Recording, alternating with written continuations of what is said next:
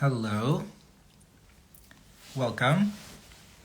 My name is Dr. Moshe Appel. I'm a clinical psychologist, and I have a group practice called ADO Psychology Center. ADO stands for Anxiety, Depression, OCD, which are the disorders that we specialize in.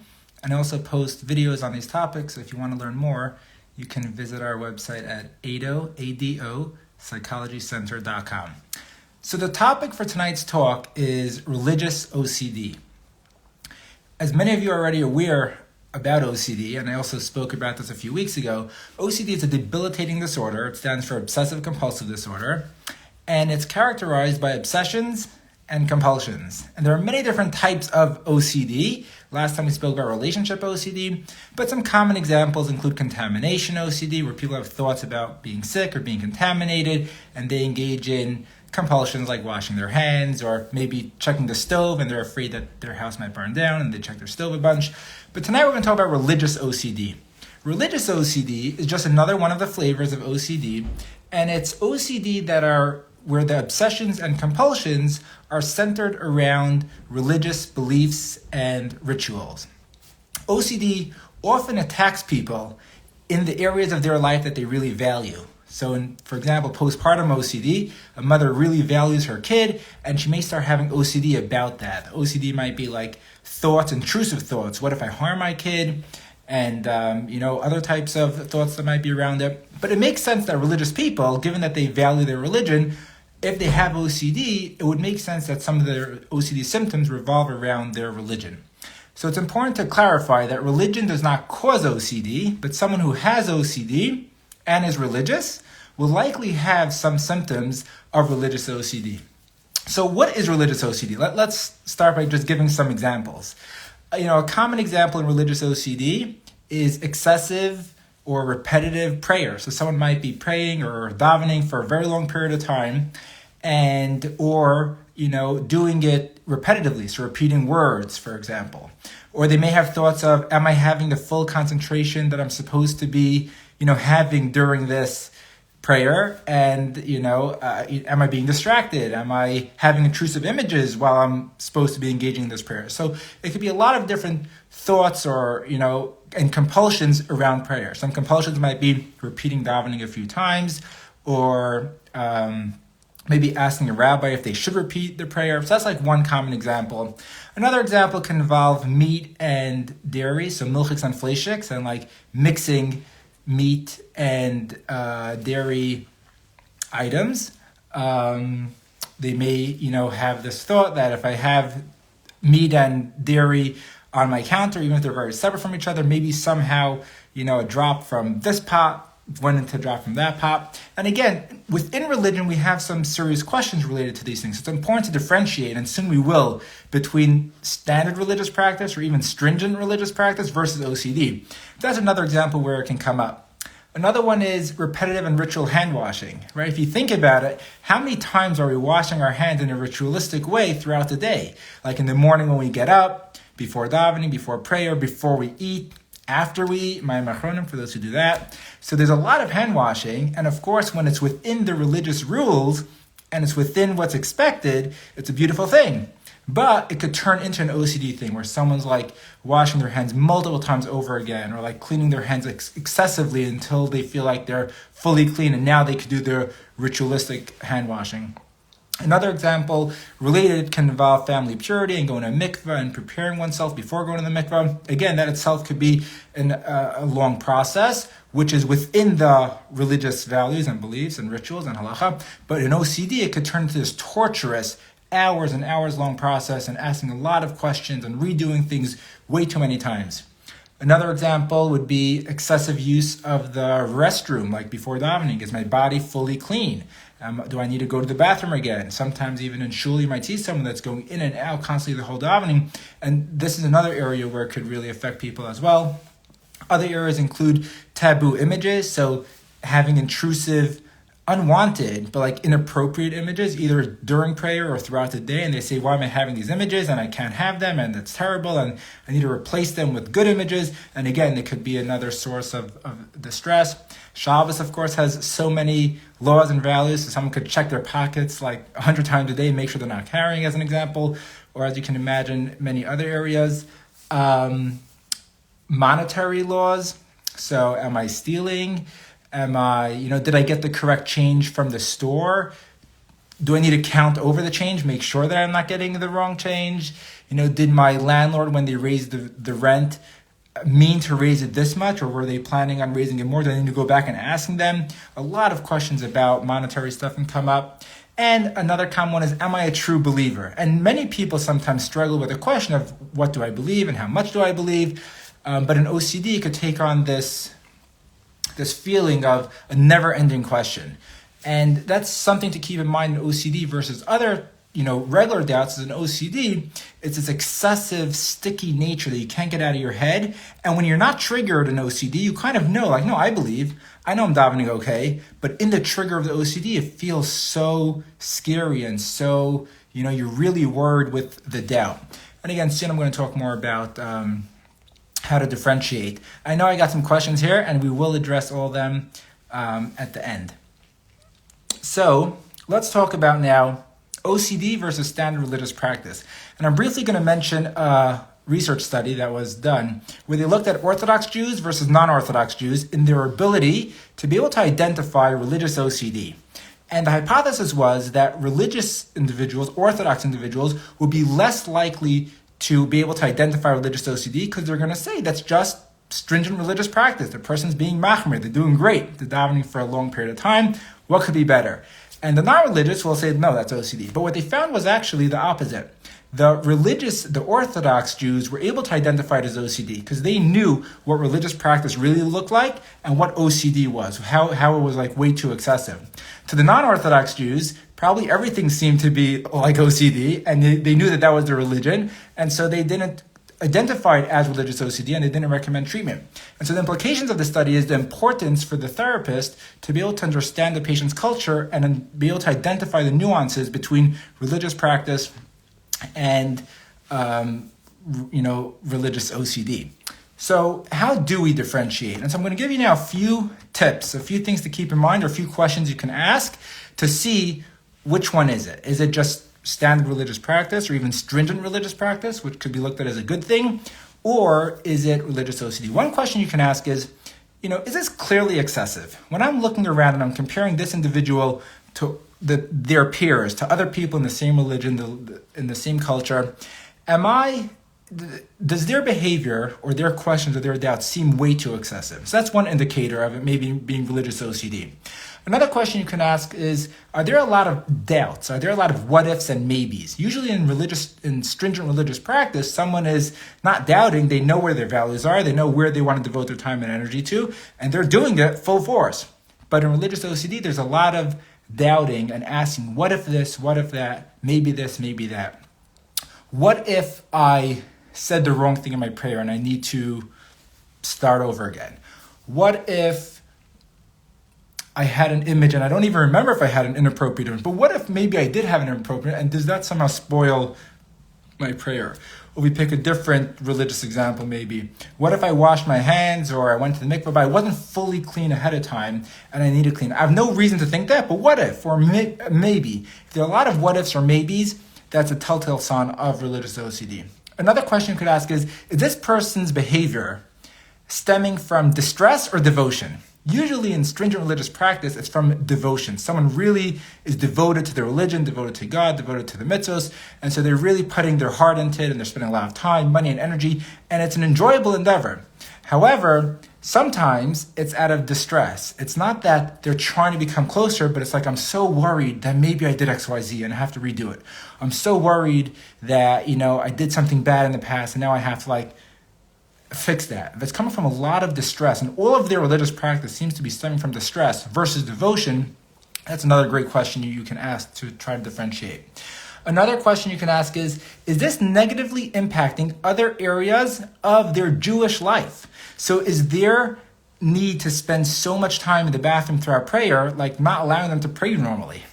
Or is their need to spend so much time with prayer that they're not able now to, spend time like learning or doing something else that maybe is a religious value of theirs? So if their own religion is interfering with religion, that again tells you that maybe this isn't all about religion and it's more about OCD. Another question you can ask is, are they only being stringent for certain religious laws? Someone who's generally, Orthodox, ultra-Orthodox Jew, or someone who's Machmir is usually like that in many areas of their religious life. If it's only within one specific area, like only in monetary laws, or only when it comes to prayer, that again smells a little bit like OCD and not just stringent religious practice. Another question you can ask is, if a rabbi told this person to do otherwise, or not only a rabbi, what if this person's rabbi told someone to do something a different way? So you know what, you should only go to the bathroom one time before prayer, for example, right? Can this person follow the rules? So most people in Orthodox Judaism, they have a rabbi, and whatever the rabbi says goes, and they're okay with that. But in OCD, usually the person will say, but what if the rabbi doesn't really understand my situation, and therefore he's telling me to do X, Y, Z? Or what if this rabbi is saying, but maybe there are other rabbis who say differently, and I need to follow them?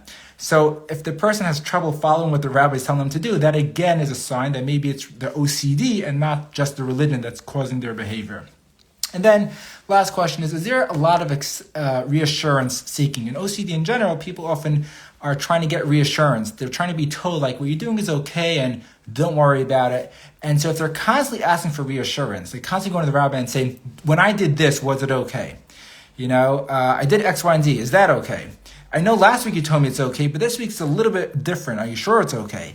If they're asking for a lot of reassurance like that, that again is a telltale sign that it might be religious OCD. So again, I'm not saying you should diagnose people based off of these questions, but if you are a therapist and you want to have some questions to ask, or if you're a patient or someone who's suffering from OCD and you want to figure it out, is this religious OCD or not, these questions can definitely help you get somewhere closer to what's actually going on. So what does treatment look like? Treatment in general for OCD, what's considered the gold standard treatment nowadays, is ERP, exposure and response prevention. And exposure and response prevention is pretty much where people are told to stop engaging in their compulsions, and that's the response prevention piece, and to actually expose themselves to some of their triggers. So for example, we'll tell someone, stop cleaning the outside of the pot every day or every few hours to make sure that there's no milk and meat mixing some magical way, right? That'll be the response prevention. And the exposure might be, go ahead and put the dairy pot and the meat pot on the same shelf in the fridge, right? Something that this person would never do before because they're so afraid that they may touch and it may become religiously contaminated. Another example might be the person says, I don't know if I'm concentrating well enough, and so throughout prayer, I'm constantly checking in with myself to see, am I concentrating enough? So response prevention would be, stop that. Stop checking in with yourself if you're concentrating enough. Just do the prayer and get out. But the exposure might be purposely pray in a place where it's very busy or lots going on, or sit in a place in the shul, in the synagogue, where there's a lot of distractions. So again, you want to expose the person, you want to expose yourself to the trigger, and not engage in your compulsions. And just one more example, maybe someone has this constant thought, what if I don't believe? What if I'm not a true believer? I don't know. And if that's the thought, then again, exposure would be purposely think a few times throughout the day that, you know what, maybe you don't fully believe. And what does that feel like? Now, some of these exposures, someone who's not familiar with OCD, might sound inappropriate in some way for a religious person, but that's why it's important to always consult with a rabbi, ideally with the person's rabbi. And so you want to, before you're engaging or setting these exposures, you want to make sure with the rabbi that it's still in line with the religious values and that it's okay to engage in the exposure before you're doing it. But overall, that's what the general treatment might look like. So what are some obstacles that might come up specifically in religious OCD treatment? And there are a bunch. Because OCD, yes, it can come many flavors, and religious OCD is just another one of those flavors, but it does have its nuances. So one issue might come up with differentiating OCD symptoms versus standard religious practice. And for someone who's not aware of their religion, they may say, like, what, you're washing your hands 3 times in the morning every day and back and forth and back and forth. That sounds like OCD. But of course it's not. It's part of the religious practice. And so that's one obstacle that can come up. And usually the best way to get around this obstacle is if you're aware of the religion, then you can get better at it. Or if you ask the questions I mentioned before to differentiate whether this is standard religious practice or if it's religious OCD. Like, are you doing it out of distress or devotion? Is it clearly excessive? Are you doing it similar to other people? Are you doing it in a more of excessive way than other people? Like the questions I mentioned before. Another obstacle that can come up is that sometimes there's poor insight amongst people with religious OCD. So what is insight? When it comes to OCD, one of the specifiers is how insightful is this person? Meaning, if they have good insight, they recognize that what they're experiencing is OCD. If they have poor insight, then they don't really recognize OCD. They say, you know what, maybe this is really how I should be behaving, this is how I should be thinking, and other people should be doing more like me. So in religious OCD, sometimes we find that there's poor insight, which means the person says, I don't even know if this is OCD. Maybe I'm just, being a really good Jew, and I'm really trying hard, and so I need to be repeating my prayer and making sure I'm being, have full concentration in prayer. And I need to keep the meat and milk completely separate. And I need to keep cleaning the pots. And so there's poor insight. You can imagine that there's less motivation for treatment. And even if the person is suffering, they feel like there's no way out. And so a good way to deal with this obstacle is by bringing attention to the person, how their OCD behavior is actually interfering with their religious values. If they're saying this is all religious, say, okay, but are you able to go to shul for davening, or because there's too much distraction there, from now on you're just davening at home? And if you show more and more how their OCD really, their behaviors are interfering with their religion, that can motivate and improve insight to recognize this is OCD. Another obstacle that might come up is you want to make sure that your exposures are not violating actual Jewish law, or they're not violating the person's actual values. So, for example, if you tell them purposely think of an inappropriate thought, right? That might be violating their religious values. And so you want to consult with the rabbi, preferably that person's rabbi, in order to get the okay.